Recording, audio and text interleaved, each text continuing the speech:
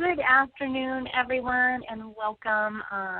Super excited to have you with us this afternoon.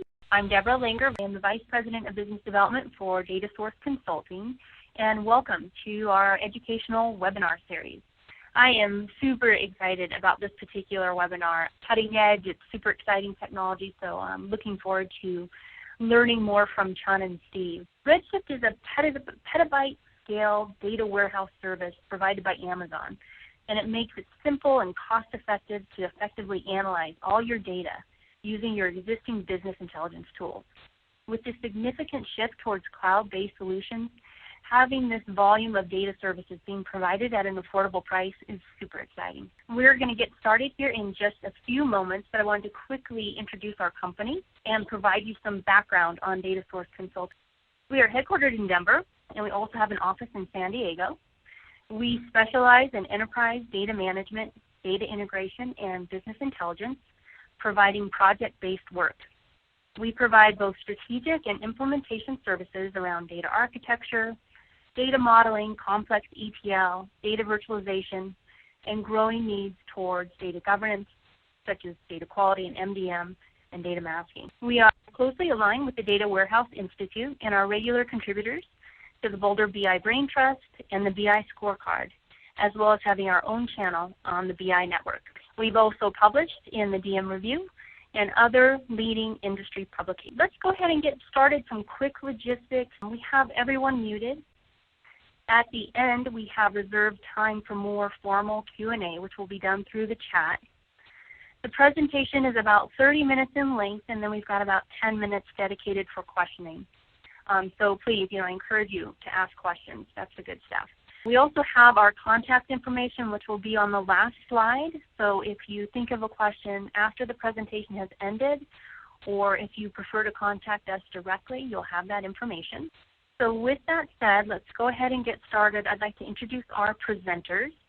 We have Chun Wu, and Chun is a senior data warehouse architect with extensive experience in designing and implementing data warehouse and BI solutions. He has both a hands-on technical expertise as well as leadership skills across the full BI life cycle. He specializes in the areas of data management, data integration, data architecture, and data modeling. And we are also joined by Steve Dine, Managing Partner for Datasource Consulting, and he is a faculty instructor for the Data Warehouse Institute. So I'm going to go ahead here and pass it on to Steve. Thank you, Deborah. Appreciate it, and welcome everyone. To get started, today we're going to be talking about, we're going to do a Redshift overview, talking a little bit about Redshift and its basis and its architecture. We'll also talk about security, and I know security is a big challenge for those looking to move their data out to the cloud. So we'll talk about what Amazon and Redshift provide for keeping your data secure.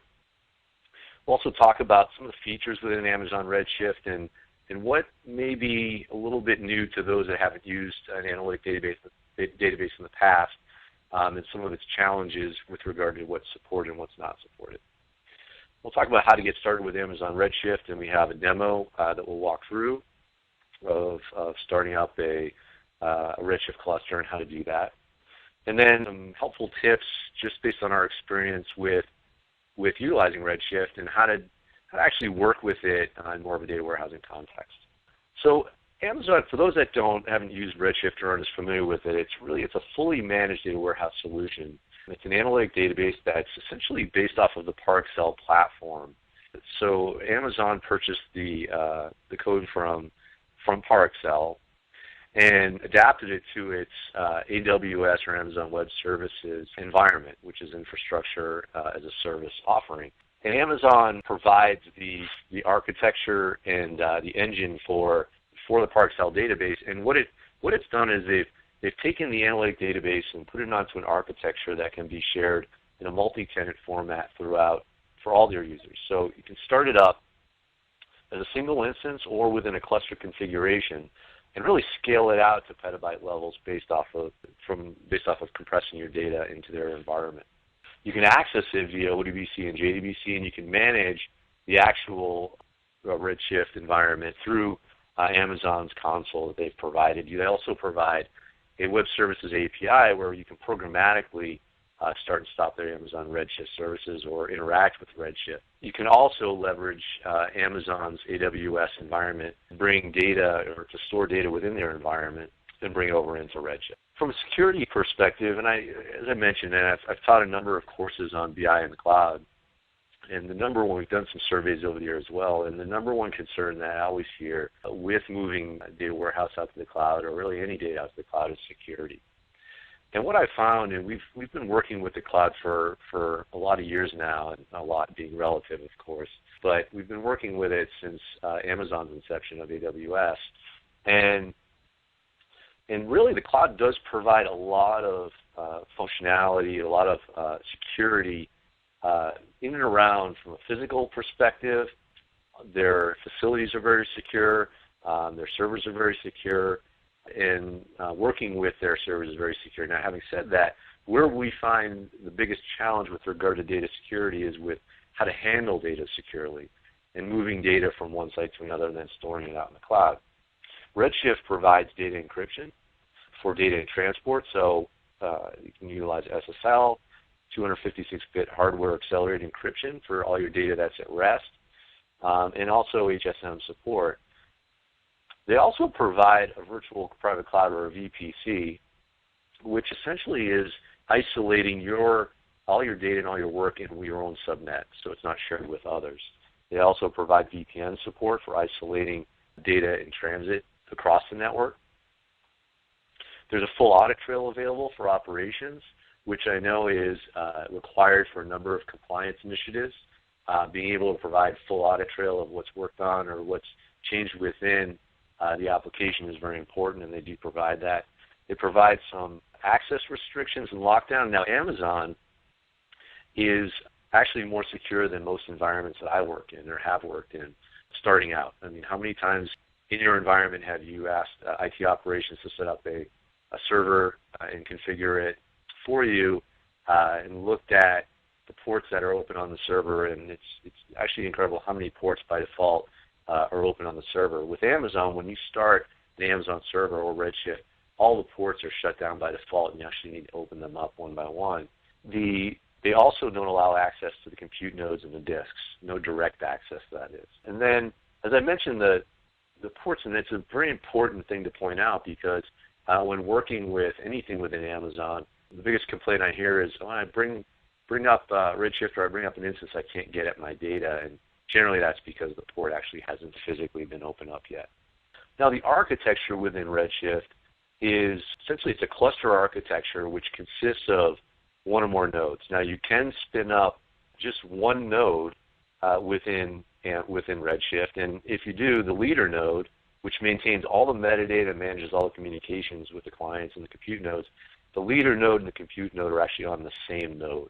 When you spin up more than when you actually add a node and have a multi-node instance, the leader node is split out from the compute nodes, and you're not charged extra for that. Amazon actually absorbs the cost of the leader node. But when you do have more than one compute node, the leader node ends up being a separate node.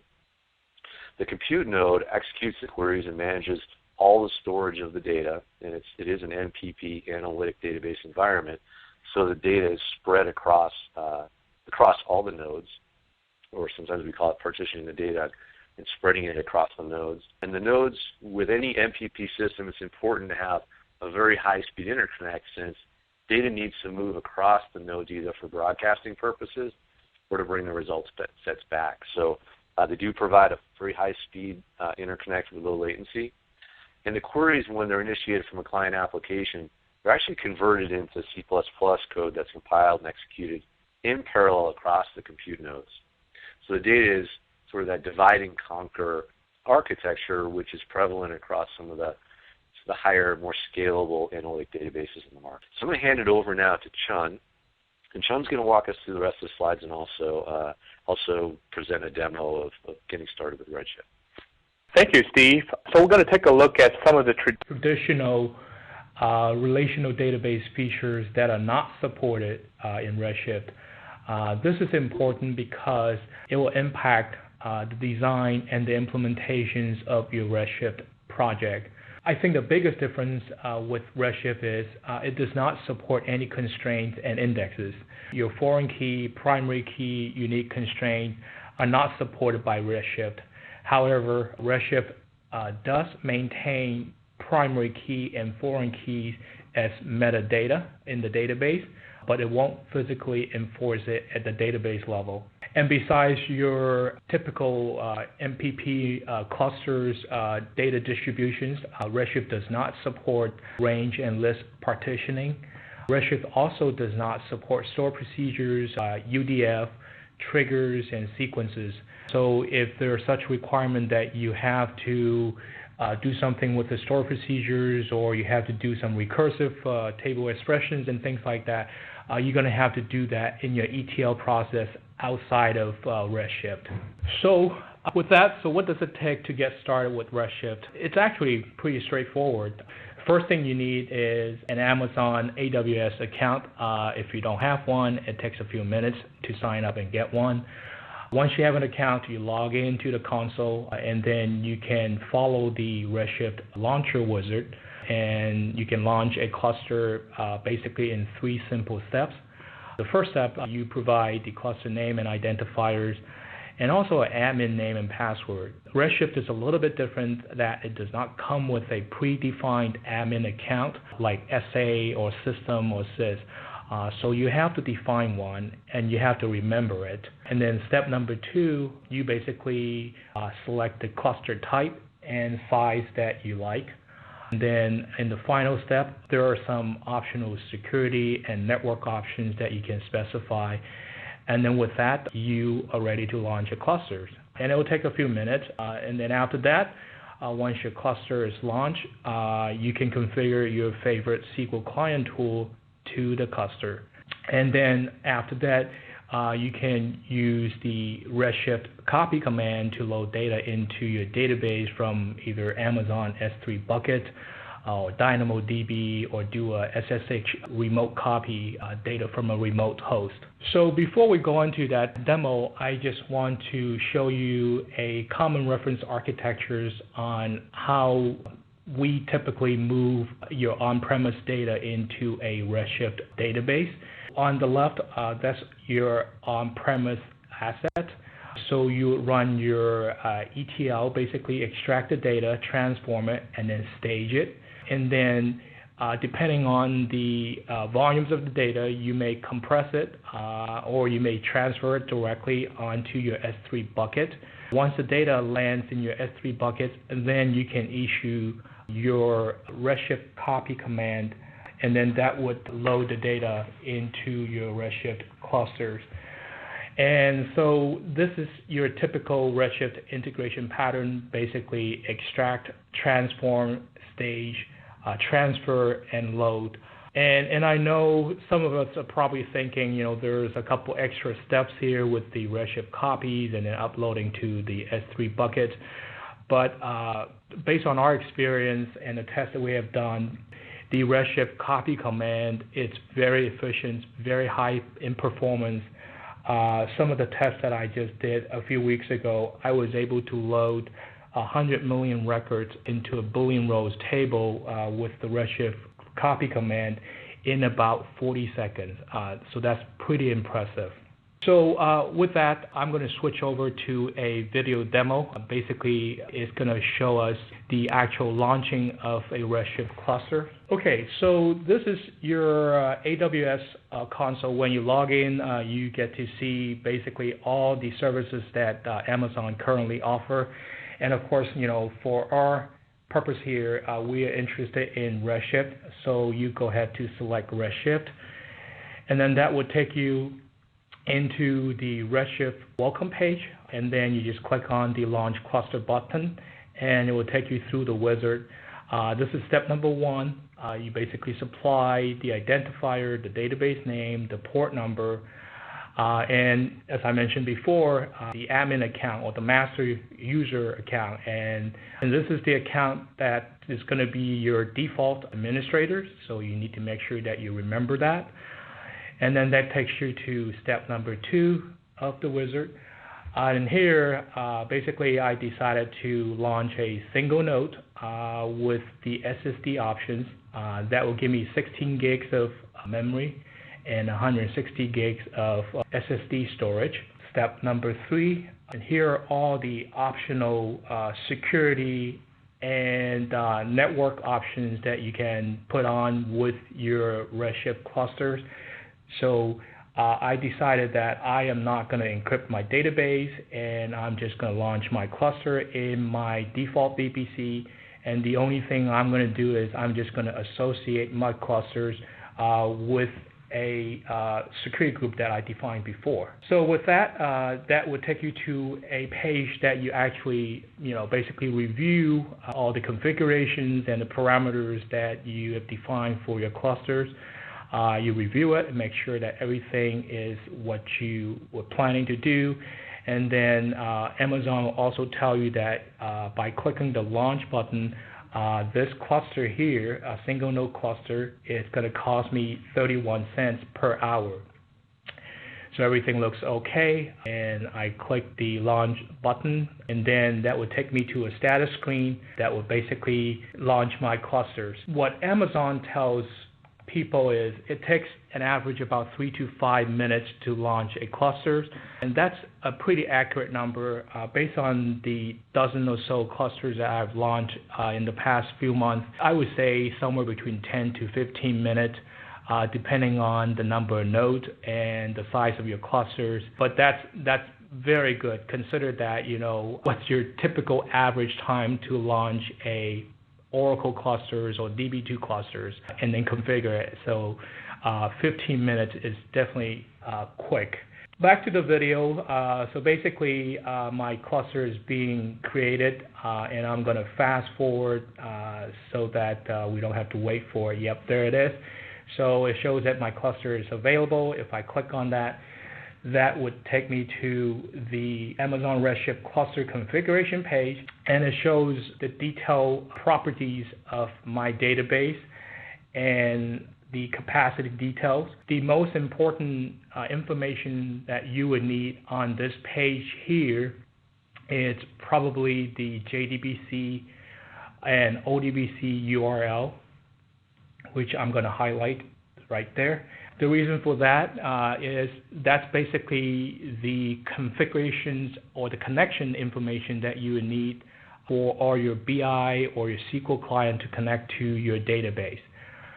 And before we move off this page, I also want to highlight that at the top of this page, there are a couple of different tabs that you can use to monitor your Redshift cluster. You can monitor the performance of your clusters. You can see the status of your instance. You can also look at the queries being issued against your database, and then you can see the explain plan of the queries.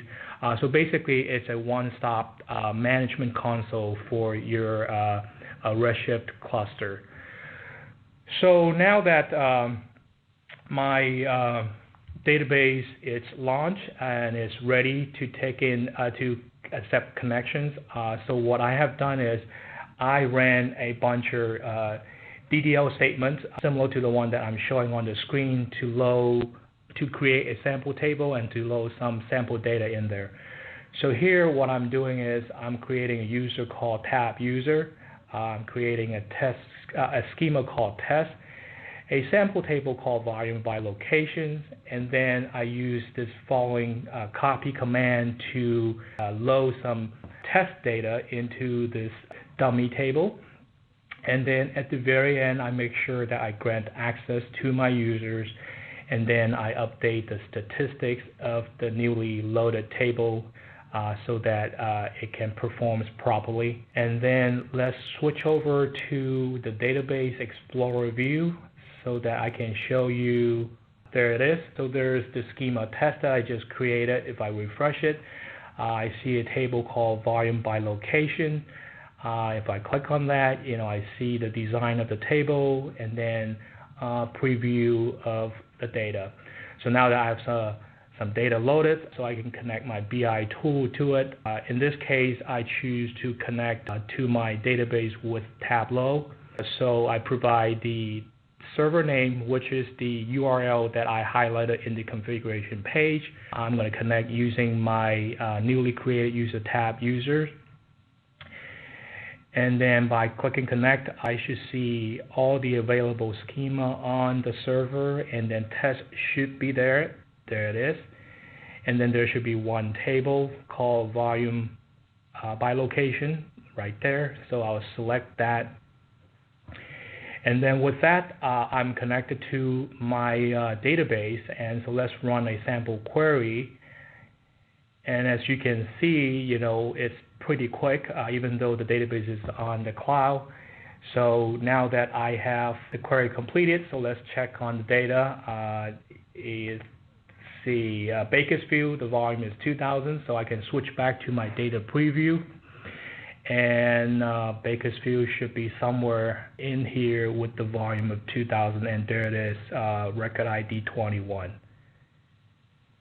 So as you can see, it's pretty straightforward, launching a clusters and then connecting your client to it. So let's switch back to the PowerPoint. To wrap up the sessions, just want to review some of the tips and tricks that we have come across working with Redshift in the last few months. Probably the most important design tip that I can give everybody is to make sure that your data distribution style is correct. Picking the right distribution style to avoid any kind of data hotspot. What you don't want is you don't want all your data sitting on one node or two nodes in a cluster environment. And Amazon supports 3 different distribution style. The default is even distribution. So basically what Redshift does is it round robin distribute your data across all the nodes. And along that line, you need to make sure that collocate the data from all the joint tables as much as possible to avoid data broadcasting. So I have a little example here. I'm trying to join data from table 1 and table 2 by the month. The diagram on the left-hand side here shows that the data are not distributed correctly or they're not co-located correctly.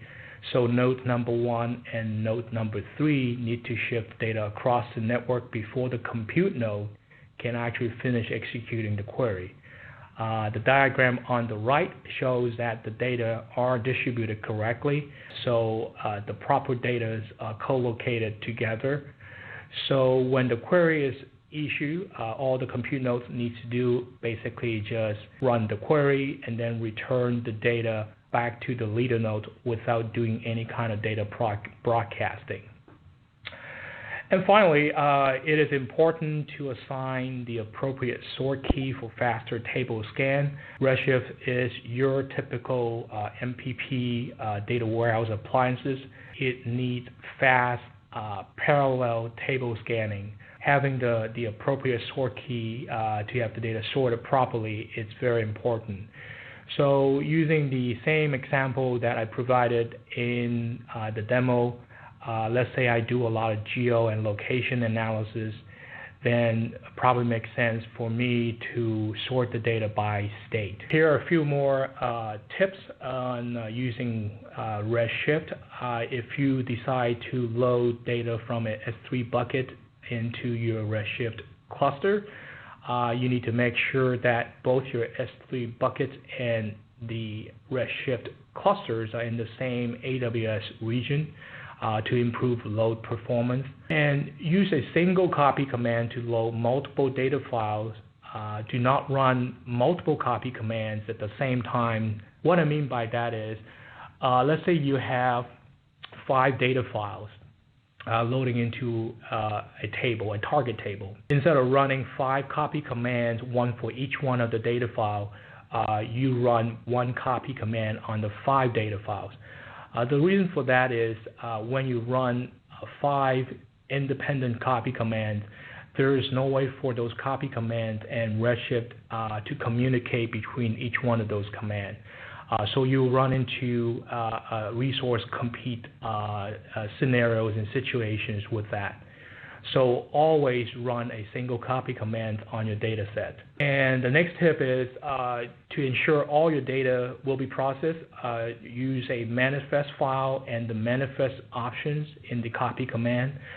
The way you do that, using the same example of the 5 data files, you can do a parallel transfer of the 5 data files to your S3 bucket. Once your data files are landed in your S3 bucket, then you can transfer your manifest file and then use the copy command with the manifest option. So with that, what happened is when you issue the copy command, if the manifest file is incomplete or is missing, your copy command will fail before any data is loaded. Or if only a partial of your data files, let's say only 3 of your data files shows up, or 3.5 of your data files shows up, your copy command will also fail before any data is loaded. So in this case, you have a much better control to make sure that all your data will be processed. Always run your copy command with a no-load options for preload check, especially during your development and testing cycle. With the no-load options, what Redshift does is it basically runs through the load without actually loading the data into the database. And it's very helpful if you worry about there may be issues with your source data. This option would check it for you. You don't have to worry about partial load and then rollback and all that mess that you have to deal with. If your preload comes back clean, then you can just take that option off, and then you can go ahead to issue the load. And it's not that much of an overhead, and it's definitely worth it. If you think about the consequence of loading partial sets of data and then going back and clean them out. Always use a copy command to do bulk load instead of individual insert statement. The copy command is a lot more faster and efficient, and it also sorts the data while it loads. So avoid using insert statement. So after your data loaded into your database, you can query the STL metadata table or log tables to see if there are any errors or how many files or records are loaded. I listed a couple examples here: STL low errors, STL low commit, and you can go to Amazon's website and you can get a complete list. There are probably a couple dozen of those audit tables out there, and they are very useful. Another helpful tip is after large volumes of data is loaded or deleted, always make sure you perform a vacuums to reorg the data and then analyze the table to update the statistics. The way you do that is basically running the vacuum command with your table name, or running the analyze command with your table name. If your vacuum is taking too long to run, it may be faster to actually select and insert the records that you need into a new table. And based on some of the testing that we have done and some of the recommendations from Amazon, the magic number seems to be around 20%. So if you have deleted 20% of the records from your table, that's the time that you may want to consider creating a new table instead of actually running a vacuums on your existing table. So the final tip we have here is a merge or upsert command. Redshift does not natively have a merge or upsert command. So depending on the type of data that you have and the requirements that you have, there are a couple options that we provided here. One, you can basically delete all the old records and reinsert the latest versions of the records. Option number 2 is basically using a staging table to load your data into your staging table first, and then after that you perform an update in your target tables and then do an insert with a left outer join and load the new records into your target table. And I got a little bit of a sample codes that you can take a look when you get a chance. And I know it looks kind of clumsy and long, with 3 or 4 steps here, but I just want to let you know that it actually is very fast, and I've done some tests on this. I have done a 50 million rows upsert in a 1.5 billion rows table. To update 4 columns, it took about 2 minutes, and then to do a 50 columns update in this 60 column table, it took about 17 minutes. So as you can tell, that's pretty impressive performance, and that's running on a 4-node cluster. So with that, that wraps up the presentation, and I'm going to turn it back over to Deborah and see if we have any questions from the audience. Deborah? Great. Thank you so much, Chun. I especially like the tips information. I found that really valuable. Yes, the first question has come in, and just to our broader audience, we have opened up the chat, so please submit your questions, and we'll try our best to get those answered. The first one is, what are some of your Redshift use cases? Sure. So in the past few months, the most common use cases that I have seen are probably, I would say, in 3 different categories.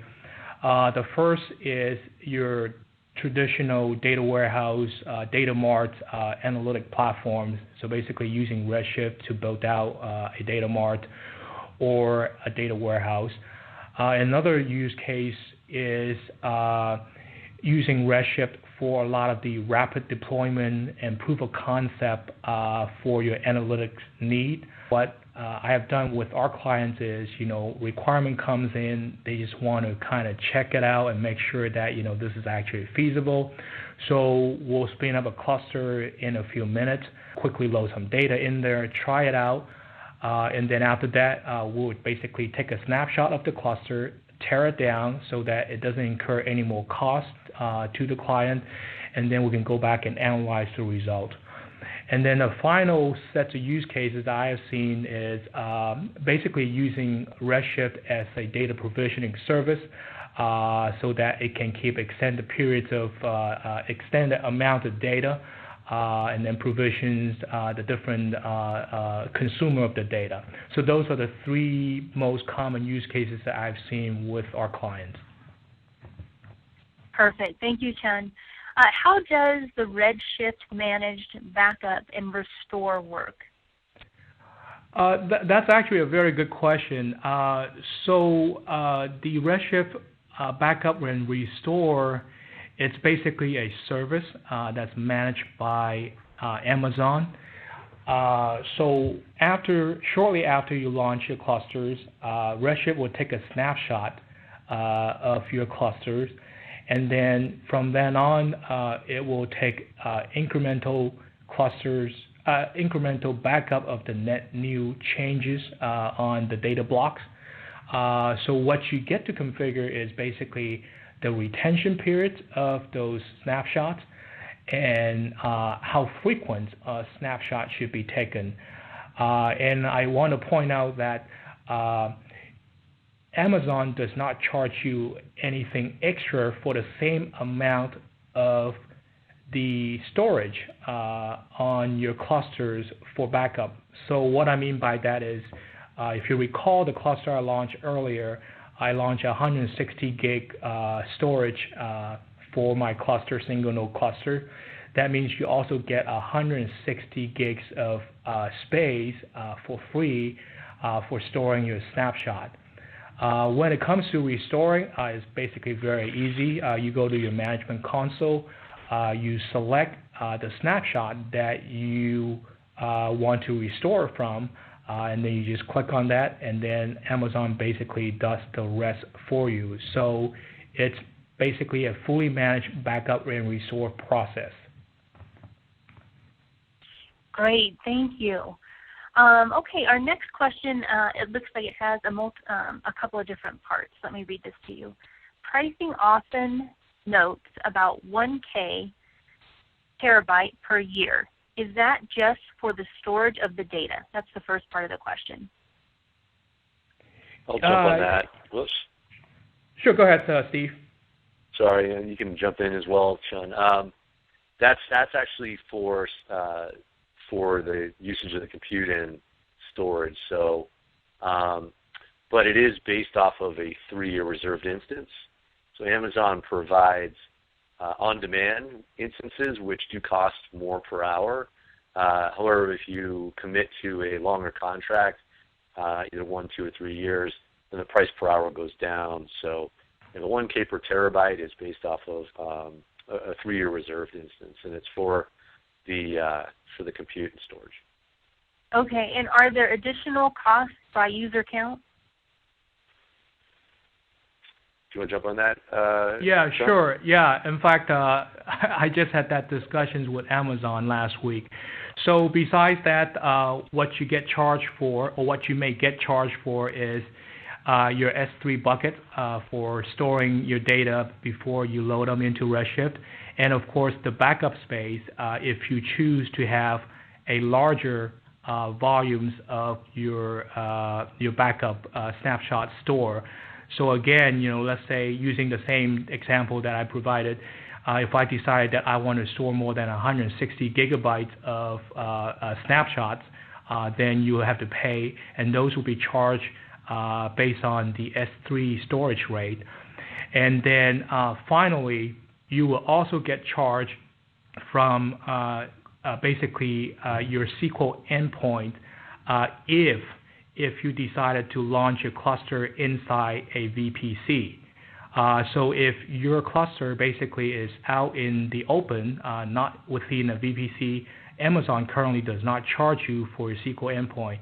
But if you launch it inside a VPC, they charge you. And I don't have the number off the top of my head, but I believe it was like in a few cents per 10 gigabyte. So think of it this way, if you run a query that brings back 10 gigs of data, that's quite a lot. So that basically amounts to a very little of what they charge you on top of, the compute, the reserve instance, $1,000.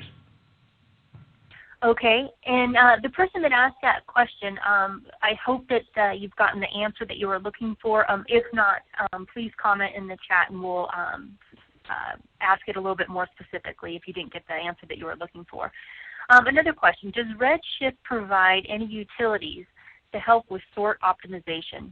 If I understand the questions correctly, so what Amazon provides you is it provides you the management console that you can monitor the query performance. By looking at the explain plan, it will share some insight of how your sort is performing. And then, but a better place to go is actually a set of audit table. And the way I typically do it is I would start out with a couple versions of my table, with the different sort, and then I run queries against them. And then there is I believe, audit table called STL query summary. In there are certain parameters that actually tells you that how much data that Amazon Redshift is actually querying or scanning to provide the result that you're looking for. And of course, the lower the number of the scan means that your sort is probably doing better. And then there are a few other tables out there, and you can probably look those up in the Amazon website, but the main one is called Query Summary. Between that and the management console looking at the query performance and the explain plan, that should get you started. And hopefully that answers that person's question, but if not, feel free to shoot us an email and then we can talk a little bit more. Right. Okay, it looks like we've got time for one more question, and then if there are other questions, please feel free to put them in the chat and we'll just reach out to you directly. How does Redshift manage its users and access? Does it integrate with Active Directory and SSO? Unfortunately, at this point, Redshift does not integrate with Active Directories, and it does not support single sign-on. You will have to manage your users locally. But I do encourage our users and our audience out there, if you're currently a Redshift user or you're planning on becoming a Redshift user, that's definitely one of the things that please ask them to consider for the future. Okay, we're going to squeeze in just one last question, and I'm just going to read this whole thing. Just to confirm, if you get an amount of S3 disk space for backup that you have with Redshift, for example, 1-to-1 for backup, assuming you used all Redshift space, is there some degree of compression, or does that allow for only one complete snapshot/backup? No, the question is, so there are two things. There are different levels of compressions, and there are the level of compressions at the database levels, at the column level. There are also different compressions being done at the S3 buckets level. And I don't know what it amounts to as far as how many snapshots that you actually get to have. But looking at some of my clusters, the last time I checked, I was able to have at least 10 or a dozen or so snapshots, and without incurring any extra charges. Now, how exactly those compressions and the things are a little different, and I don't know all the details. And of course, as you are filling up your Redshift database, when you get to using the same example, close to the 160 gigabyte capacity to the node that I created, then you're probably going to have a lot less snapshot that you can keep than, let's say, the one that I just launched, which has very little data in there right now.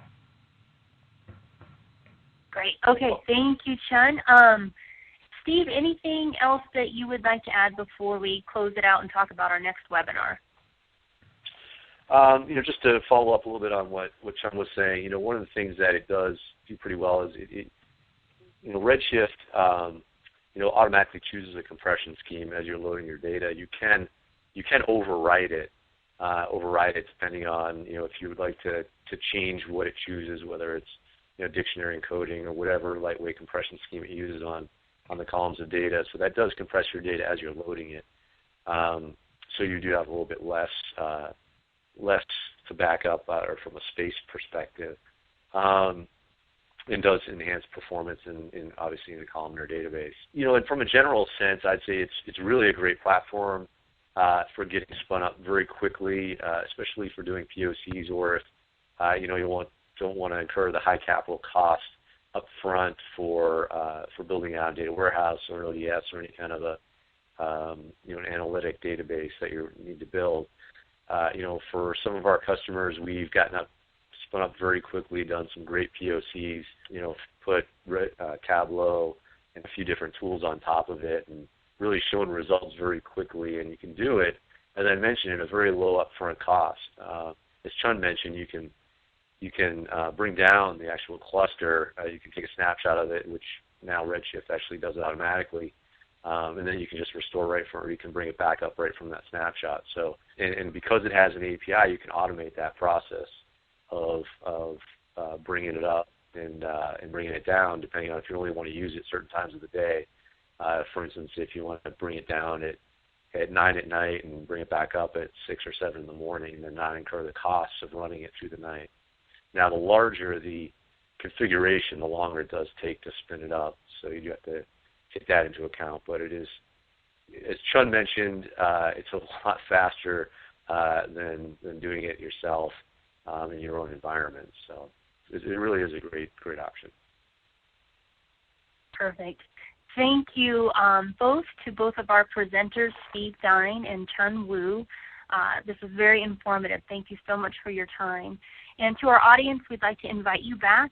Our next webinar will be on data quality. That will be at our usual time, 1 o'clock Pacific Standard Time on June 26th, which is a Thursday.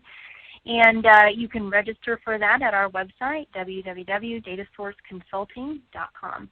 So have a great day, and thank you again so much for joining us.